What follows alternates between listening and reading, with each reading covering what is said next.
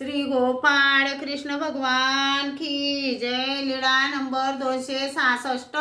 आबाईसा वर धर्माचे निरूपण। आबाईसा व उमाईसा एका म्हातारीच्या घरी झोपण्यासाठी गेल्या होत्या। ती म्हातारी जागरणाला गेली होती। मध्यरात्री आबाईसा उठली आणि उमाईसाला उठविले। उमाईसा आली, आबाईसाला म्हणाली, उमे उमे, आजपर्यंत मी अनेक वेळा एकादशीचे व्रत केले, परंतु मला अशी भूक कधी लागली नाही। त्यावेळी तिने 2 मुठी भात खाल्ला व दोन चूड पेज घेतली व झोपली। काही वेळेनंतर उमाईसा उठली आणि म्हटलं, आई उठ ग।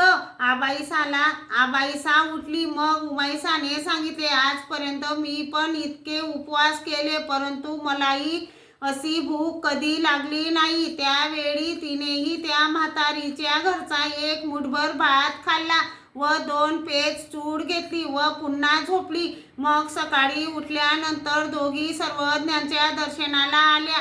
त्यावेळी सर्वज्ञांना गुन्हा होत होता। सर्वज्ञांनी म्हटलं, पारणे करणाऱ्या बाया श्रमल्या त्रसल्या। मग दोघींनी सर्वज्ञांना दंडोते घातले, श्रीचरणा लागल्या आणि बसल्या। त्यावेळी रात्रीची सर्व हकीकत सर्वज्ञांपुढे सांगितली व विचारले, जीजी, आम्ही रात्री त्या म्हातारीला न विचारता तिचे पदार्थ घेतले, तर आम्हाला काही दोष लागला का?